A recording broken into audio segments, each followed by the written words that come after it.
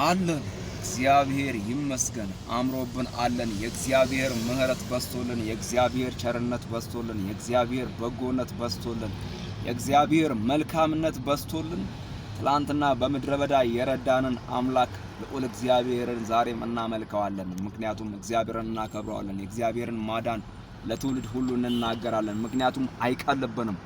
የመጣንበትን መንገድ እናውቀዋለንና እግዚአብሔር እንዴት እንደረዳን፣ እግዚአብሔር እንዴት እንዳገዘን፣ በምህረቱ እንዴት እንደደገፈን፣ የምህረት እጁ እንዴት እንደከለለን እናውቀዋለን። ስለዚህ ምንም አይከብድብንም።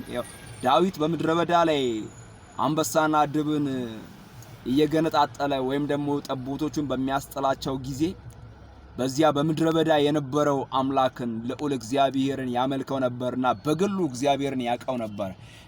በጅምላ ሳይሆን በግሉ እግዚአብሔርን ያቀው ነበር። እንዴት እንደሚደርስለት፣ እንዴት እንደሚሰማው፣ እንዴት እንደሚመልስለት፣ እንዴት እንደሚናገረውና እንዴት ስሙን ሲጠራ እግዚአብሔር እንዴት እንደሚደርስለት ዳዊት ጠንቅቆ ያቅ ነበርና እግዚአብሔር አምላክ ዳዊትን ረድቶታል። እግዚአብሔር አምላክ ዳዊትን በዘመኑ አግዞታል። እግዚአብሔር አምላክ ዳዊትን በብዙ አቅምና ጉልበት ሆኖ ረድቶታልና ያቀው ነበር። በዚያ መንፈስ መጥቶ ቤተ መንግስት በመጣ ጊዜ ዳዊት ንግስና ላይ በመጣ ጊዜ ቅባቱን ተቀብቶ ጌታን ማገልገል ወይም ደግሞ በቤተ መንግስት እስራኤልን በሚመራበት ጊዜ አልቀለለበትም። ምክንያቱም የምድረ በዳውን አምላክ ነው ያመለከው። እንዲያውም ሲያብሰው እንደዚህ አለ፣ ቅዱሱን መንፈስህን ከኔ አትውሰድብኝ አለ። ሌላውን ሁሉ አውቃል፣ ቢሄድ ይመጣል አለ፣ አውቀዋለሁ አለ። ሌላ ሁሉ ምንም መዳኛ አይሆነኝም፣ ማምለጫም አይሆነኝም ማለት ከጠላቴ መትረፊያም አይሆነኝም ማለት።